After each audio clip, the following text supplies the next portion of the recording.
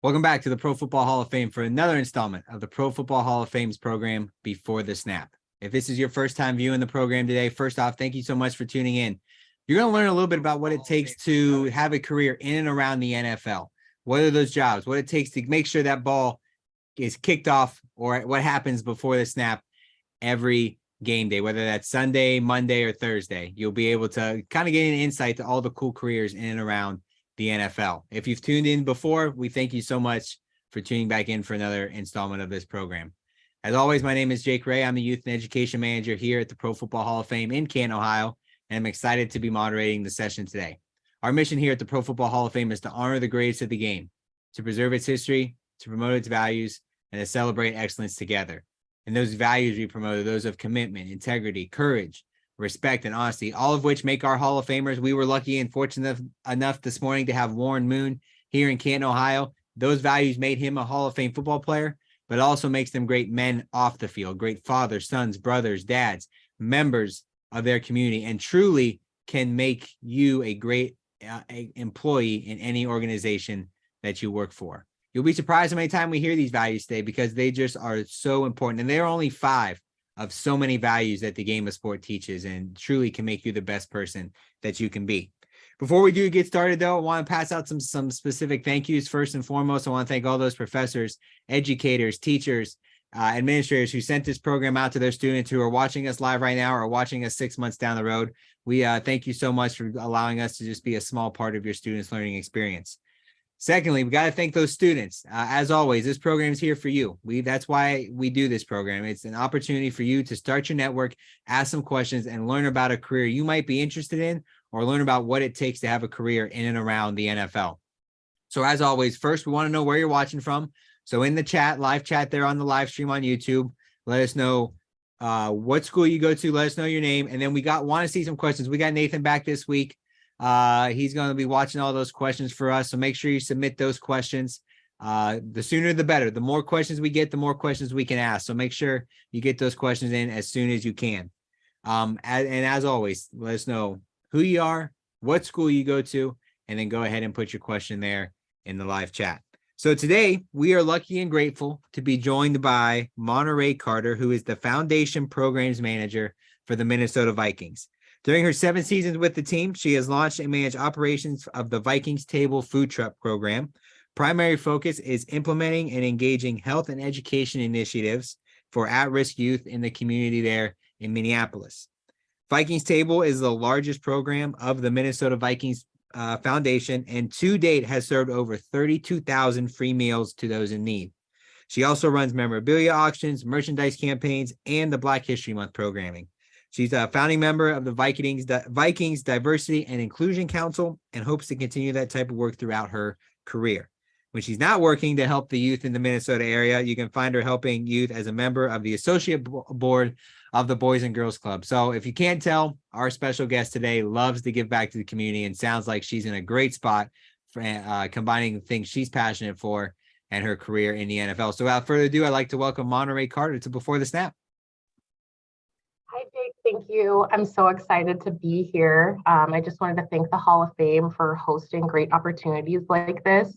I know there's plenty of great content in this Before the Snap series, and I'm honored to be a part of it. So I'm really excited to hear the questions from those that are online. Well, we're welcome to have you. And as always, students, get those questions in as soon as we can. The sooner you get those questions in, the more we're going to be able to ask, which, like we said, is the goal of this program. But the perks of being the host of this program is I usually get to ask the first couple. So we're just going to dive right in. And the first question is, just to kind of set the table, is, we like to look at what you do on a day-to-day basis. Now, we know day-to-day, it's so different, in season, out of season, game day, non-game day. But kind of that 10,000 foot view, we mentioned some things there in your bio. What are some of the things you're handling on a day-to-day basis? And what does your day-to-day life look like for the Vikings? Yeah, first and foremost, it's a pleasure to work in such a beautiful facility. So it kind of makes it very easy to come in. But on a daily basis, I'm working with our Vikings Table Food Truck Program, making sure that our meals are going directly to our nonprofits that need them. And then also finding innovative ways to make sure that the meals are actually getting to where we need them to go. For example, in the pandemic, I created a delivery model for the food truck. Instead of just having these in-person large events with our food truck, having a delivery model that was much more convenient and also safer for a lot of our nonprofit partners to kind of get us to that 32,000 meals served.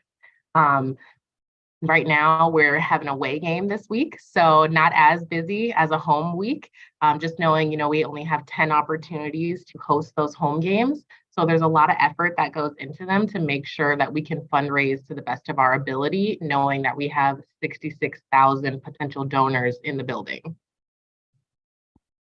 That's really cool because I don't think, you think of giving back to the community. You don't really think about game day. There's those opportunities you see in pregame and halftime, those feel good, rah moments that the fans get to take in. But, from your side of things, it's a good way to look at it. There are a lot of people in that stadium all at once and have the prime opportunity to give back. So can you talk some of those examples and things you do during a game day where you've seen a huge impact, or maybe one special moment that stands out amongst the others?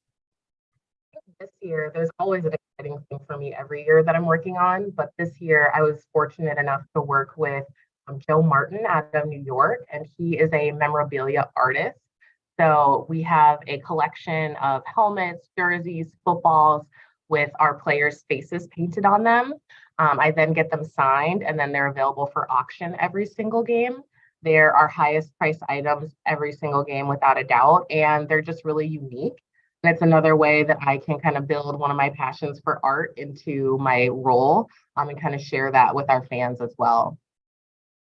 You mentioned art. We've already mentioned off air before we started how cool the conference room looks. Kind of a little bit jealous of how cool your conference room looks there in Minnesota. But I think that's cool. And you mentioned a good thing. You said you had a passion for art. And I think the one thing we talk about periodically on this program is how you can take something that doesn't involve sports at all, combine it into a sports field, and you have a job, a niche that is perfect for you. So how important is it to kind of find that niche, whether you're in high school or college? And, some examples of finding a passion that you have off the field or outside the classroom and be able to combine it with a passion for like sports, or maybe it's music or art. How do you take those two things and combine them to find that perfect job for you? I think it really starts with being open to new opportunities. You have to try a lot of things to figure out what you do and what you don't like. And then with time, I think kind of understanding your organization, understanding your role and where your passions kind of fit in is ideal. So for me, I've always loved food.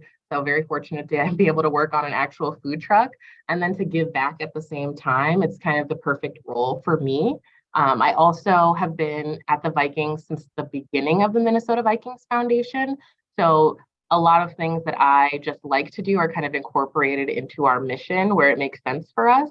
But for me, that keeps me passionate on a daily basis. It keeps me very excited, very enthused about my role, and always making sure that it always has like a little creative spin and a little bit of me, really. So when I'm showing fans our artwork, I'm very passionate about it, obviously. And it's just a nice way to kind of stay motivated and like reduce that burnout, because this is a very busy industry. It is a high stress industry, but pressure makes diamonds. That's what I like to say. So I like to be under pressure a lot and be able to perform and execute to the best of my ability.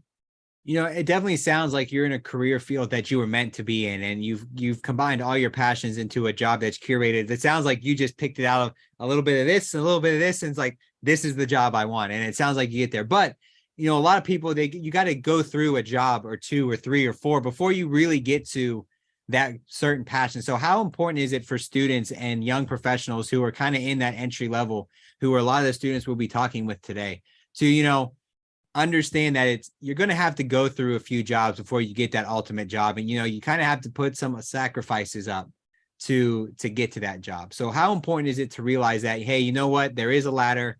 I got to do A, B, C, and D before I can get to that dream job. I think it's about having an end goal in mind. I like to say, especially to young people, I still don't know what I want to be when I grow up, and that's absolutely okay. I'm just on this forever journey of learning and figuring out the things that I like and that I don't like. But especially if you do want to work in the field of sports, there's so many different opportunities to get in. It just might not be your ideal job right away. But once you're in those roles, you're able to learn, and then you're also able to tap into the resources around you. That's something that I've always done. There's always smarter people in the room than me. So being able to pick their brain, just getting in that room and being able to do that makes a huge difference. And then it also makes you stand out. When other roles do come up, then you have advocates and allies and sponsors across organizations, across leagues. And that's very helpful when you're trying to get to that next step as well. It's all about, learning every day, right? You walk into the office and there's always something to learn, or you go into the classroom, and as much as it doesn't seem like it, the things you're learning in that classroom are going to help you down the road. And, like we said, it just doesn't stop once you get that job. You're continuing to learn. So whether that's real life experience, whether you're watching videos on YouTube, you're reading leadership books or mentorship books, whatever it might be, what's one way you continue to get better at your craft? What are some ways you continue? Is it books? Is it seminars? Is it TED Talks? What are those things you're using to become the best employee you can be? I think you just, again, have to be open to what's around you. You never know when your next learning opportunity is going to come up. I really enjoy podcasts. It's something that keeps me focused while I work. So I'm able to listen and type at the same time. But being able to learn about current trends, especially in the philanthropy field, especially as you're working with youth, you want to make sure that you really are understanding where the youth are coming from, especially the older I get. I'm further removed from the youth that I'm actually serving. So I also think my work on our Diversity and Inclusion Council is kind of critical with that, just knowing that I want to have an inclusive environment and our world is constantly changing. So just being aware of that and being aware of how people want to be addressed, how they want to be talked to, and what experiences that they want to have is critical for me in philanthropy for sure. I was going to dive into our student question, but you brought up a key point. I want to ask a follow-up about that Diversity and Inclusion Council. One, what does it mean to be a founding member for you within the Vikings organization? And you mentioned it a little bit, but why is that work so important? Yeah, so for me, our council, we actually were formed pre-George Floyd, which is a marker, I think, for a lot of organizations where they kind of form these things post-George Floyd. So to have one in place right away was extremely helpful for our organization.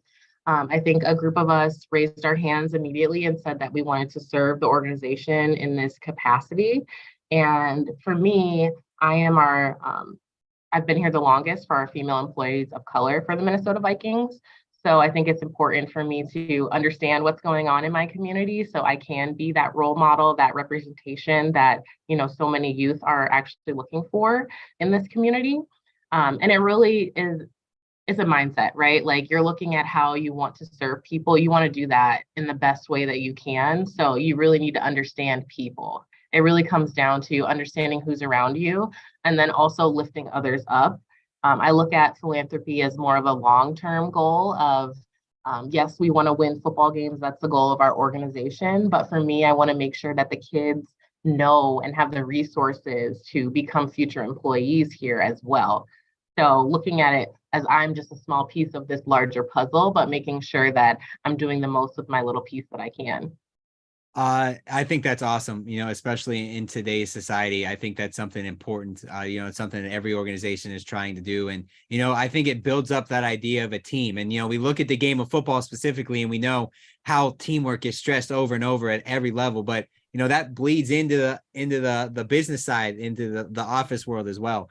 And I want to talk a little bit about, because if you've tuned into this program before, I see some questions coming in from some viewers who we've had on before. We've talked to a lot of people who work in the community relations side of an NFL office. And now, you keep saying philanthropy and giving back, and, the person that doesn't know a lot about the NFL world just would assume that's community relations. But so what's the difference between what the Vikings Foundation does versus what the CR department's doing, and how do you guys work together on different events throughout the year?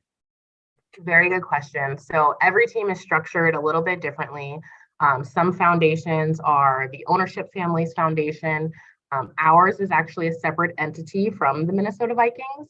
So we live in the social impact department though. So that houses our former player program, our youth football program, community relations, and the foundation. So our foundation focuses on direct service programming out in the community. So that being our Vikings Table food truck program, and then also working on some education initiatives as well. So all the money that we raise goes directly to fund our programming. And a perfect example of how we work with community relations. So community relations, they work hand in hand with the players initiatives and the league initiatives. So Crucial Catch, Salute the Service, My Cause, My Cleats was just last week. So if you were able to tune into any NFL game, you saw players wearing nonprofits of their choice. So we actually had 3 Minnesota Vikings players select the Minnesota Vikings Foundation and wear their cleats on game day. And we work closely with the community relations team, who's the one that's organizing, making sure that the cleats are all going to the correct artists and coming back to us. And then we were also able to collaborate on how we shared the story through social media. So we have a Vikings in the Community account, and we also have a Vikings Table account, and making sure that, we're always working together when we can. We also help out Community Relations Department in Community Tuesdays, which is the league initiative. A lot of teams have the day off on Tuesdays, so players are encouraged to get out in the community.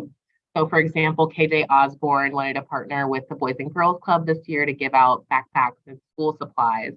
So we partnered with him to provide free meals along with that. So there's always ways for us to collaborate and work together, but we do have a very similar missions. We just kind of go different ways about executing them in the community. I think that's very cool. And I think it's able to, grow the impact even further than just, whether it's you were on your own or whether the community relations department was on their own, being able to work together. And like you said, that example with KJ Osborne's a great, like you said, a great example of that. There was this opportunity that CR department had, and there's like, wait, we can help too. And you're able to add a whole nother spoke or peg to that give back, which is very cool. So, as I mentioned, we had some questions coming in. So what we're going to do is we're going to throw it over to Nathan Martin, the youth and education coordinator here at the Pro Football Hall of Fame, for some of our first student questions. Yeah, thank you, Jake, and Monterae. Thank you for being a part of the program. But I'm going to dive right into these student questions. First one comes from Lexi, a student at IUPUI. I think I got that right. And she is a double major in philanthropy and HR management. And she's curious, Monterae, how did you get into that nonprofit sector within your career? That's a very good question, Lexi. So actually in school, I was a marketing major. So I always thought that I was going to stay in marketing and I wanted to kind of be in sales and work that avenue. But as I came to the Vikings as a marketing intern, I was exposed to just a lot of different programming. I worked closely with our youth marketing department, and then we started our Minnesota Vikings Foundation. So a job opportunity kind of came up. Like I said earlier about being flexible, you never really know what those jobs are going to entail, but it's worth the risk of taking it just to kind of learn something new and learn something new about yourself as well. So when the foundation started, I carried over into more of a programming role, which now looking back, I was a little hesitant about it, but now I feel like it's the right career path for me. And I couldn't really imagine a role for myself where I'm not able to give back as well. So just being able to learn more about the organization as well. I love that you're a double major in philanthropy and HR. You can wear multiple hats at one time. But I think that's really useful just to always be learning and always be willing to raise your hand for a new opportunity, even if it's not directly aligned with your dream job. Yeah, for sure. And I love that you gave the kudos there to Lexi, the double major. And that kind of leads me into the next question we have. This is from, let me make sure it gets right, Cade from Bucknell. And Cade is curious, Monterae, when you look at bringing people on to work with you, whether it's internships, it's entry-level positions, maybe you've talked to other, colleagues, what they look for, what are some of the extracurriculars or the clubs that students can be a part of that stand out on a resume or in an interview when they're looking to get into the sports world or specifically into the NFL working? Diversity of experience is one of the biggest things right now. I know here at the Vikings, we do have a lot of former athletes, but I do see a trend where we are accepting people from all different types of backgrounds to really diversify our staff and diversify our thought process. So what about you is different than everybody else? I think that's what I lead with. I like to tell if you're in an interview to be your authentic self because that's really your best option. It shows how you're unique, what your perspective is, what you can add to the table, and that willingness to learn of if it's not directly in my job responsibility, you don't have to worry about it. I'm going to raise my hand and I'm going to be there to learn from those around me as well.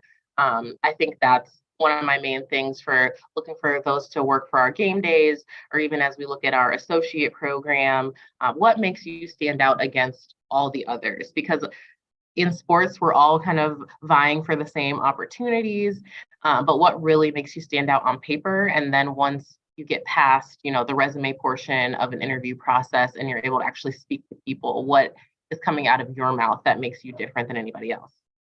I think a good follow-up to that, and this wasn't from the students, this is my own personal question, but I think it'll benefit the students. From your experience, what are maybe one or two questions that students like when they're prepping for an interview? Like, I need to have a home run answer to this question because you can just expect it. It's going to come. So from your experience, either interviewing or actually interviewing potential hires, what are those questions that come to mind for you? I think one common one that really gets entry-level positions kind of tripped up is like, tell me a weakness about yourself. And no one likes to, in an interview, you're trying to put your best foot forward. So you just need to be prepared for the question, and nobody is perfect. So explain your weakness, but then also explain how you're trying to accommodate that, how you're trying to fix that, learn from that, and turn it into a positive. That's something that I always like to focus on. Especially don't get stumped either. In the interview, you're nervous, you don't really know what to say, but the more you practice, the more that you're able to articulate yourself well and come across as a strong candidate.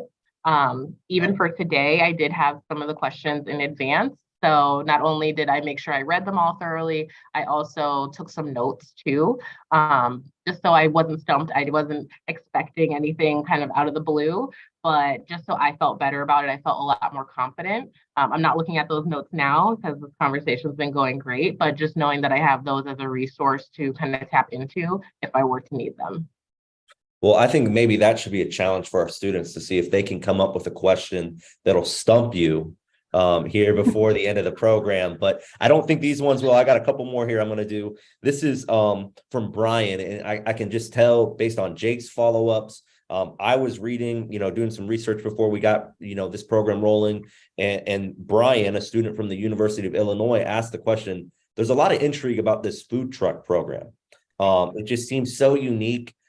Related to the Minnesota Vikings and NFL team. And Brian from, again, the University of Illinois, he wants to know, how did you start the program? And then what's the biggest challenge kind of running that program today? Yeah, so the program was just an idea. And when we started, we were just like, we want to get free meals out to those that need them most. What's the best way to do that? Of course, we had to do it in Vikings fashion. So when you think of a food truck, you're thinking of kind of a small box vehicle. Ours is actually a 39-foot Winnebago. So it's a custom vehicle. It's big, it's purple, and our youth participants can actually get inside the backspace. And right now there's videos from Dalvin Cook talking about the importance of nutrition. And it was a long process, lots of research, lots of trips to the Winnebago factory. So if you have any questions about how to weight balance an RV, I know how to do that.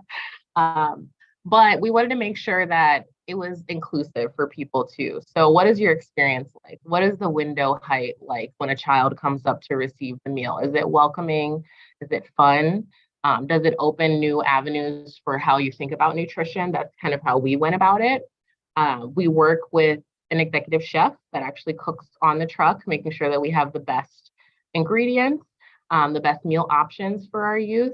And then we also turn it around on game days. It's also available for catering opportunities as a fundraising mechanism too. So all the money raised on the truck goes directly back to provide free meals, but it's a very fun way for Vikings fans at training camp and on game day to get involved with our mission and also raise awareness about food insecurity right here in our backyard. So and maybe I'm naive to this, like, are there similar programs with other, NFL or maybe other major league baseball teams, NBA teams? Are there similar programs to the food truck program that you guys have? And then to follow up with what Brian said, what is that biggest challenge that you're facing with that program right now? So there are similar meal programs. I don't think anybody's got the Meals on Wheels quite like we have right now. But we're always encouraging other sports teams that reach out. We're all a big community. We're a huge network that if anyone has any questions on what we do and how we operate it, I'm more than willing to meet with them. To that point, I also share the challenges of the food truck. If you've ever been to Minnesota, you know it's kind of cold here. So we had to winterize the truck. So having plexiglass installed so that our staff can stay warm on the vehicle. And then it's literally a food truck. So, things can get very unpredictable on it. We're very fortunate that it has been reliable, but things happen, vehicles break down, and then we just have to source on the fly on how we're going to get it done. But the answer is never no, we cannot serve these meals that we promised you. We're going to find a way to do that. We just have to be nimble and kind of think on our feet, which is something that I like to do anyway. Yeah, I love that. That's amazing. And that program, it's awesome. So the last question I have here from students for right now, this is from Alex, a student from the University of Missouri. And Alex wants to know, the Vikings are 10-2 right now. They're leading the NFC North. That breaks my heart as a Green Bay Packers fan. But Alex wants to know, how's the feeling in the office? Does it change, your work, the excitement going into work when the team is doing well on the field and winning? Or, does the product on the field not really impact your guys' work so much? Product on the field really does impact the work. To a certain point, we're going to have to, even if we're having a losing season, we're going to have to open our doors up and welcome 66,000 people with the best experience that we can. But with that being said, when the team is doing well, there's just like an energy around the office as well as on our game days that people are very excited, especially, being in Minnesota, we don't have any Super Bowls. So it's something that everyone is looking forward to. Everybody is willing us to win.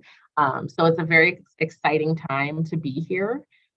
We also have to plan for win or lose. Right now we're looking at a great season, but what does that mean? As we head into this weekend, there's playoff implications on the line. Are we going to host? Are we not going to host? So it's really day by day, game by game. You can't get too ahead of yourself, but it's just like any other, we operate just like any other sports team, really. It's just game by game. We put our head down, we do the work, and we do the best that we can. But just given the nature of sports, things are unpredictable. You never know what's going to really happen. But that's the excitement that we signed up for, too. Yeah, for sure. I figured that, the product on the field made at least the energy and the excitement and, maybe a couple more smiles in the office when the team's winning. But that was a great question there from Alex, our student from the University of Missouri.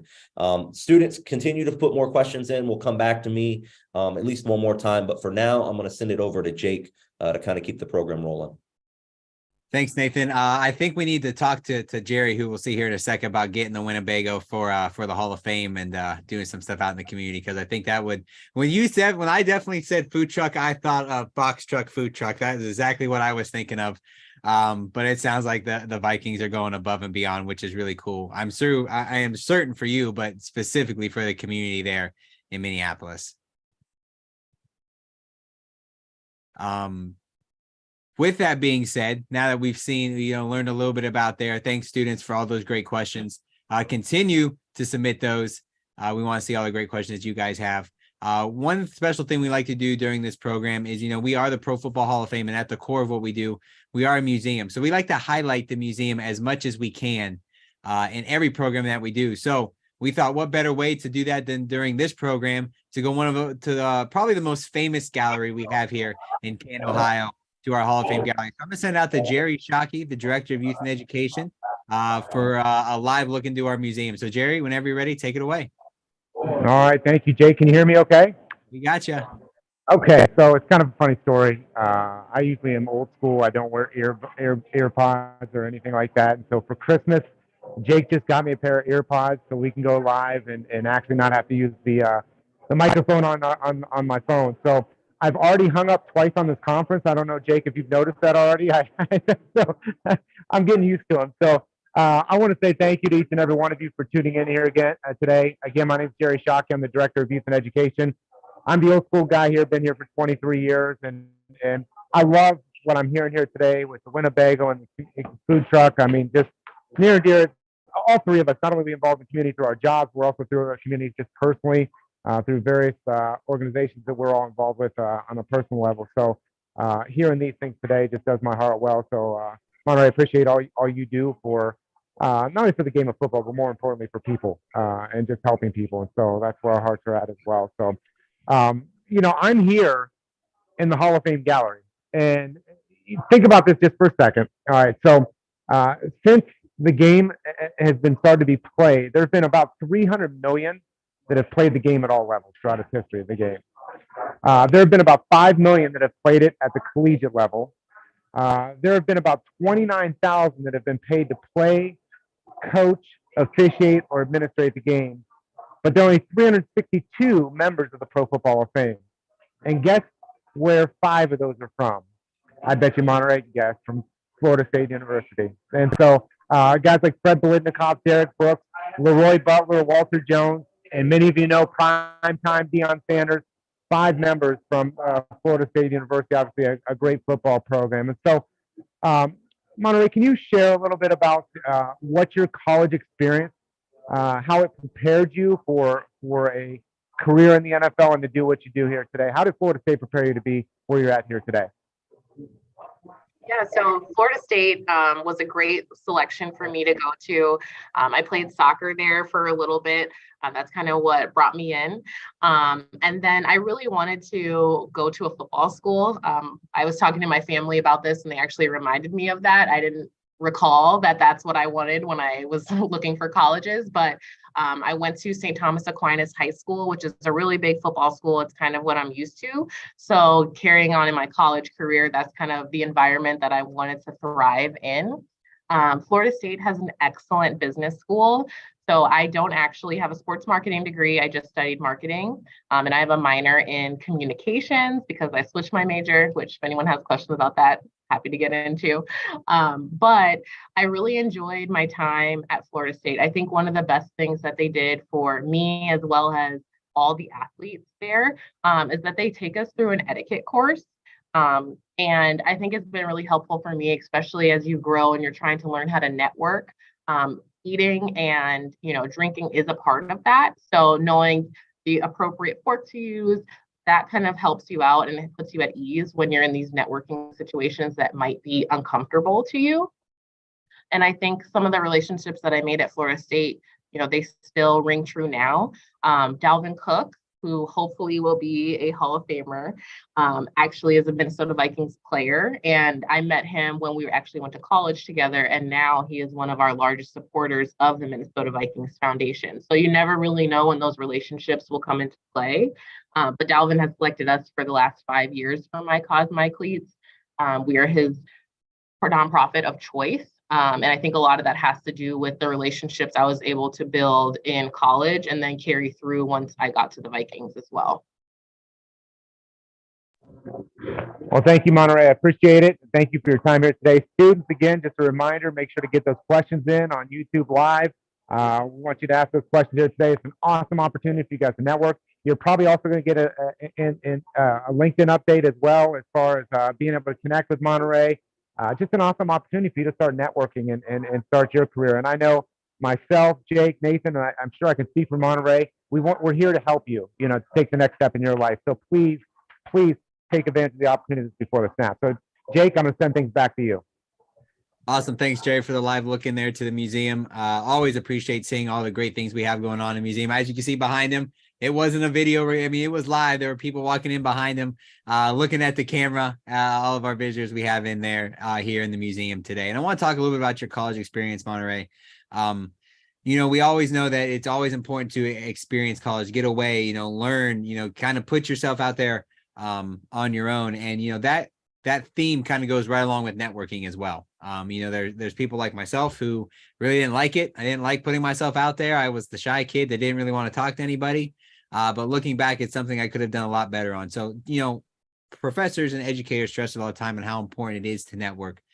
But from your experience, what are some different tips and techniques or tricks that you had in networking? And truly, at the end of the day, how important is it to start your networking journey as soon as you can? Really important to network. You never know when your next opportunity is going to come up, and you really don't know who's around you and who they're going to be either in the long run. So I always try to treat everyone with kindness. That's where I kind of lead first. Even if we have a short interaction, I'm going to make sure that you kind of know who I am as a person. But in the long run, I think kindness goes a long way. I actually do not like networking still to this day. It makes me very uncomfortable. It makes me anxious, but I just kind of lean into my alter ego that is very confident. And I try to hold the conversation as long as I can, even though it's uncomfortable for me. I feel like when I am uncomfortable, that's honestly when I make my best decisions for myself, forcing myself out of my comfort zone to get to know people better, and then surrounding yourself with people that are good at it. I have a counterpart in the Minnesota Vikings Foundation. She's actually tuned in, Elizabeth, and she is an excellent networker. So sometimes I just sit in her shadow and kind of watch what she's doing, and I learn from her. But then when I'm not with her, I kind of embody her energy, her spirit, talking with other people. In college, I don't think I did a good enough job of it. Like I said, I was a collegiate athlete, so sometimes there weren't opportunities that I could participate in that my peers were able to participate in the business school. And I felt like a late bloomer. Like when I was graduating, everyone else already had a job locked in and I did not.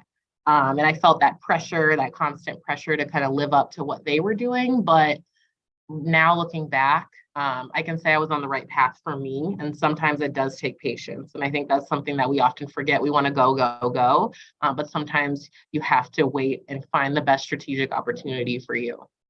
Along the same lines, as Nathan said earlier, did our research and we found that you were actually a marketing intern before you worked full time for the Vikings. How did, using patience, knowing that you were going in just as an intern, how did that experience prepare you for your job today? And what were some of the things that students can learn from internships that they might have? So my intern year was also the first year of US Bank Stadium. So something that I did kind of in my free time, when you're an intern, you might not have as much workload as someone that is full-time. I went in the stadium and learned it back and forth. I could take anybody anywhere. And I volunteered to provide tours all the time for people.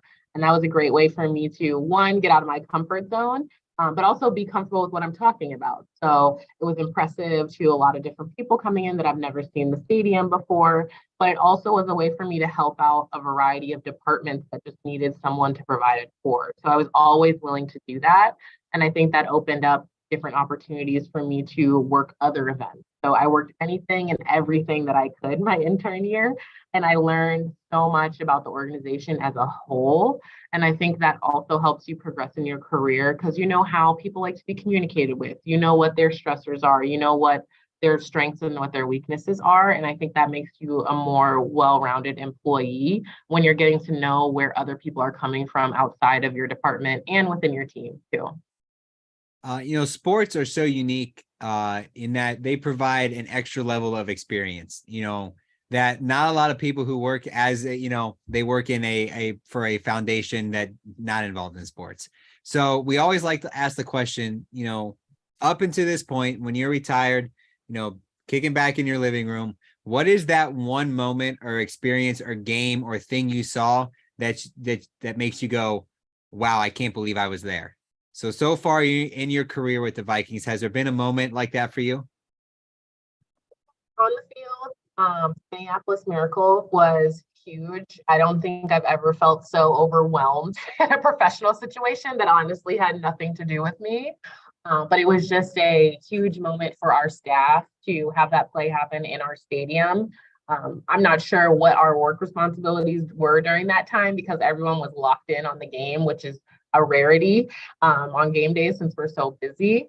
But I will say on the foundation side, launching the Vikings Table Food Truck Program was huge for me. Um, just knowing that the impact that that's going to have, whether I'm at the Vikings or not, is a big deal to me. And knowing that it's a lot bigger than myself. My mom also came for the launch, which was really sweet of her, but it kind of made it like a more family moment. It felt like a graduation or something like that of like all the hard work that I had put into. So I feel like I'll never forget that. And just knowing that something lives on beyond me, like a legacy piece, is huge. I think that's a really cool example. I'll ask this question. And I know we've got some student questions we got to get to, but you launch a program like that has grown and become so successful, and the PR coverage and the stories in the newspaper and local TV that comes with that, obviously makes you feel a little bit, makes you feel good inside because, hey, that was a product I helped create. But in moments like that, how important is it to stay humble and know that, at the end of the day, this is my job. Yes, it's a great event. Yes, it's awesome. Yes, it's going to live on forever or for a very long time. But how can you remain humble, and how important is it to remain humble in moments like that? Super important just to understand like what your role in something is. Like, yes, it was amazing to launch this beautiful purple bus that people see in the Twin Cities. But at the end of the day, the purpose of it is because people literally don't have food. So when you think of that and you think of the decisions that have to be made, you kind of take yourself out of it and you realize you're just a servant of the community. It's not really about you and your personal feelings. It's how can I do right by those in my community that don't necessarily have a meal today. So I think my focus is that. And I think that's what drives me every single day, is knowing that when I'm raising money or I'm working hard, it's literally for the betterment of others. It's not really for myself. I think that's a good way to sum it up, because, everybody's always told you got to stay humble. You got to stay humble. But when that moment comes, it's like, well, this really feels good. But at the end of the day, you got to take that step back and realize what you're doing the job for and who it's impacting, because at the end of the day, that's what's important. So I know we got some more student questions rolling in, so we're going to throw it out to Nathan Martin here for some more questions from the students who are tuned in. Yeah, thanks again, Jake. And I might have to give Lexi the MVP. Her questions have been amazing so far. She's got a couple more here for you, Monterae. Challenges that sports foundations are facing in 2022. So with your work with the Vikings Foundation, and then how can students, what type of characteristics do they need to have? They're looking to be hired by you that they could alleviate and help tackle some of these challenges that you're facing right now. I think there's a lot of challenges in sports philanthropy. For starters, when you think of NFL teams, you think of wealth, you think of all the things that kind of go into the football team itself. So for us, I think it's an awareness piece of letting people know, we are a separate entity from the team, even though we share the marks. It's our duty and it's our job to fundraise for our programs. So I think it's about raising awareness and also this shift in philanthropy, sharing those authentic messages, I think is extremely important. Having players be involved in that and that storytelling, I think is really critical.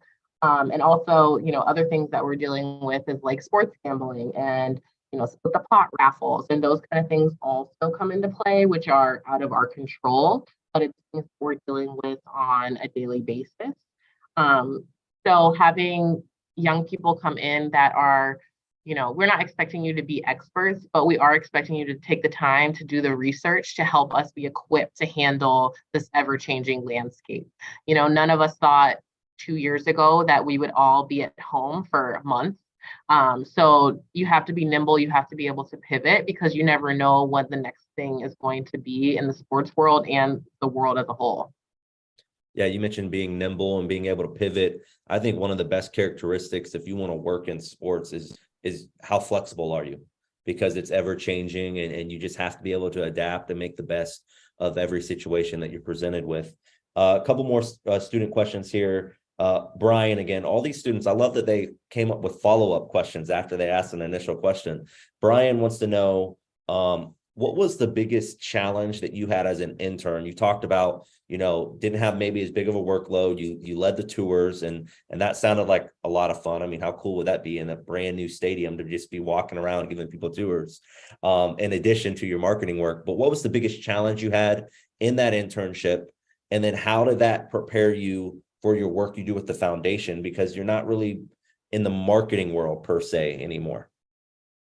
I think one of my biggest challenges was once I got a little bit settled, I was given a marketing tour, which involved me driving a large truck, a 30-foot trailer in tow, um, around the state, taking about 20 stops in the summertime. And then also having to carry it over once I was in the foundation. They didn't have anyone to backfill me, so also doing it for an additional year once I transitioned to the foundation. But I think that's where I kind of learned where my mental fortitude was, driving those long hours. And then once you get on site, then you're providing an excellent fan experience for people with a very limited staff. So I think I earned my stripes, carrying around our original Galler horn to Greater Minnesota, getting our fans excited about our season and the new stadium, and showing that love in areas where we can't normally get to, with a large production. So it really taught me how to be patient with myself. It really taught me, to be flexible, and, you got to fake it till you make it. Like after driving 10 hours to South Dakota, you might not want to take a bunch of pictures of people and smile, but that's what we got to do today. So it really helped me kind of understand a project's full scope too, from start to finish. Like, how do you execute? How do you make decisions on the fly? Especially knowing that I was an intern on my own with other interns without any kind of supervisor with us on these long trips, and how to be professional doing that. Yeah. And you mentioned, the long trips, South Dakota. I mean, you're all over up there. One of the students said, we talked about Florida State, you talked about St. Thomas. How did you get to Minnesota? Like, why? What was the appeal and the draw to Minnesota? Sounds like sunshine in Florida would have been better. And did you have a favorite NFL team growing up, or were you always a Vikings fan?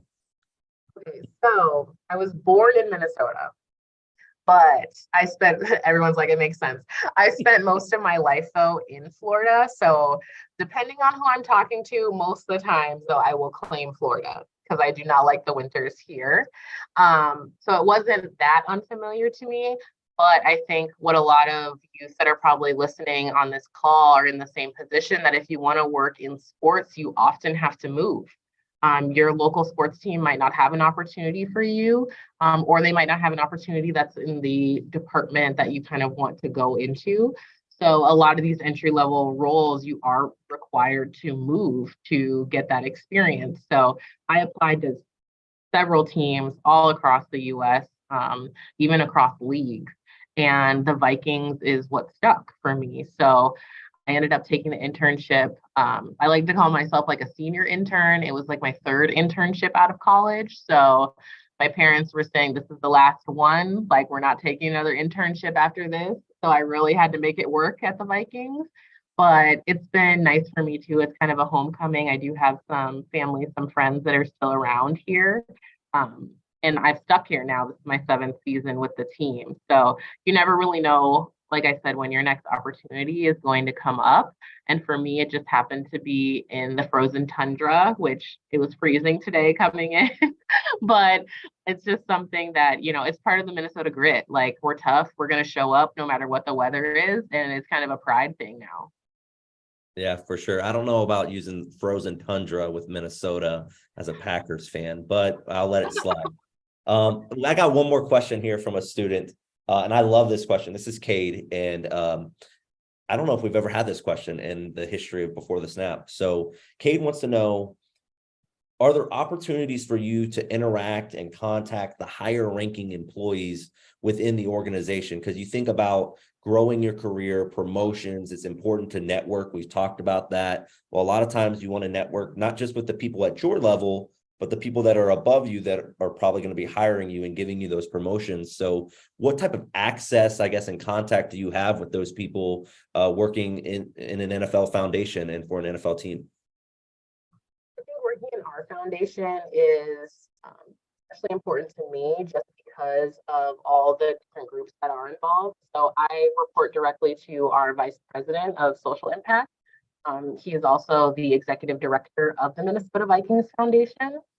And then within our board, we also have ownership family members, as well as our COO, our Chief of Legal, and our EVP of Public Affairs. So I get FaceTime with these folks on a regular basis, which I think is very unique to our role.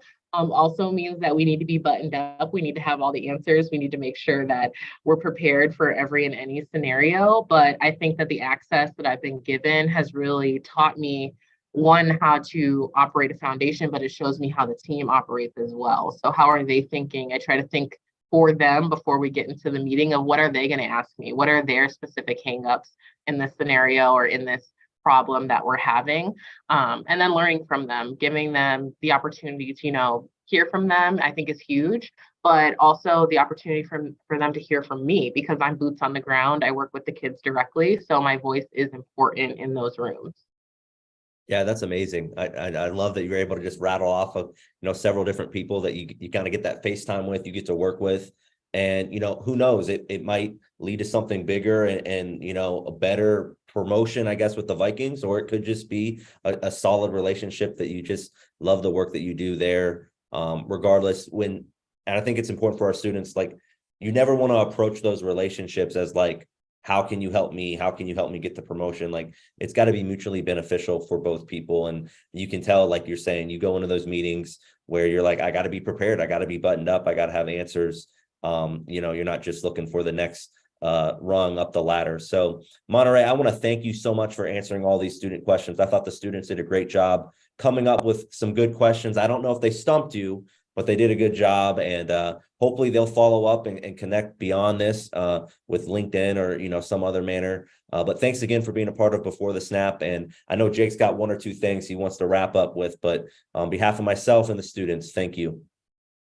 Thank you, students. I really appreciated all the thoughtful questions, and I look forward to you all being the young leaders in sports for the next few years. Awesome. I can't agree with that more. So as Nathan said, yeah, just a few more things we like to wrap up with. Got one kind of fun thing and then one serious thing to end the program on. So it's something we implemented this year. Kind of wanted a fun piece to add in. We got some rapid fire questions we're going to ask you. We got 6 ready to go. So are you ready? I'm ready as I can be. All right. Number 1, LinkedIn. Great way to network or just another social media app? It's a great way to network. I do consider it to be a business social media, but I am on there a lot. So if you want to connect with me, feel free. GPA on a resume, include it or keep it off? Keep it off. I think a lot of organizations are even trending towards not requiring a college degree. So once you get the degree, that's kind of all that matters. It's really your extracurriculars, not the GPA, that sets you apart. Number 3, social media accounts, public or private? My social media accounts are public, but if my family can see it, you can see it. So that's kind of how I monitor myself on what I post. Number 4, jeans at work, every day, only on Fridays, or never? I'm a dress for your day kind of person. So I do like to wear my jeans and my Jordans when I can, especially when I'm with kids, giving off that cool front.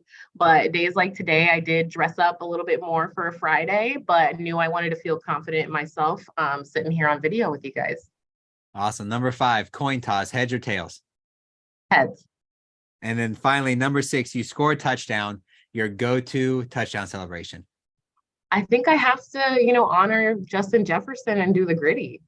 This is the second Vikings staffer that we've had say the gritty for us this. Wait, no, she went to LSU. That's who it was. She went to LSU. So we had the gritty has been a popular answer for Before the Snap touchdown celebrations this year, which it's not a bad one. Well, we'll say that it is a pretty good one, especially if you can pull it off. Yeah, it's easier than most. And if you watched our last game, if you saw Alexander Madison's touchdown celebration, I would not be doing that, but kudos to him for the little fake injury. Yeah, I've seen that one before a few times. So again, thank you for being a part of the program today. And to wrap things up today, we always like to kind of try and sum everything up that we talked about today. I know it's impossible to include everything we talked about, but if there's one piece of advice you want the students who tuned in today, the students that asked the questions that were really interactive, what's that one piece of advice you want them to take away and be able to apply to their careers? I think be flexible is super important working in sports. You're going with the highs and the lows of a team. So making sure that you're kind of ready for those, you're thinking through all kinds of scenarios, and being yourself and knowing that it's okay to not have an end goal in mind. I hear a lot of people say that they want to be a general manager of a team. But in reality, you never really know where you're going to end up. So staying open to new opportunities, and staying open to growing as a person. All right. With that, we're going to wrap up this installment of the Pro Football Hall of Fame's Before the Snap series today, featuring Monterae Carter, the Minnesota Vikings Foundation Programs Manager. Again, Monterae, thank you so much for everything that you do for the community there in Minneapolis. And truly, thank you for being a part of the program today. Thank you for having me. I look forward to seeing all the connections on LinkedIn. Before we leave today, as always, make sure you follow, like, subscribe, anything and everything Pro Football Hall of Fame on all the social media channels that you use. If you're a podcast listener, make sure you tune into the Mission podcast hosted by our great friend here and coworker Jameer Howerton, as he talking to Hall of Famers about all things NFL, getting their insights in on the NFL season. And if you're a Vikings fan, or if you're not, follow all the things that Vikings are doing, both with the team on the field. And like Nathan said, I am a Packers fan as well. So following it on the field has hurt a little bit this year. But more importantly, follow all the great work that they're doing off the field. Next program, we're done for 2022. This was our last program for the calendar year. Enjoy the holidays, enjoy time away. You know, if you're doing finals this week, make sure that's first and foremost. But once your finals are done, enjoy time with your family, enjoy some time off, enjoy some bowl games that are going to be on throughout the entirety rest of the month here. When we come back, January 20th will be our first program, Map Friday, and we're going to be with the Hall of Fame's own Taylor Abbott, who has a very cool job here at the Hall of Fame, who is the Black College Football Hall of Fame liaison. So not only talking all things Hall of Fame, but all things Black College Football Hall of Fame as well. You know, as I said at the beginning, the game of football just doesn't take place. It's not an 18-week out of the year job. It's a 365-day job. And truly Monterae is a great example of the impact that the game of football can have. So Monterae, again, thank you everything you do for the game of football, and indirectly, truly thank you for everything you do for us here at the Pro Football Hall of Fame. So from myself, from Nathan, from Jerry, Monterae, and all of us here at the Pro Football Hall of Fame, we want to thank you so much for tuning into the program today, and want to wish you a happy holidays, spend time with your family, enjoy some time off, and we hope to see you back here next month. So thank you, everybody.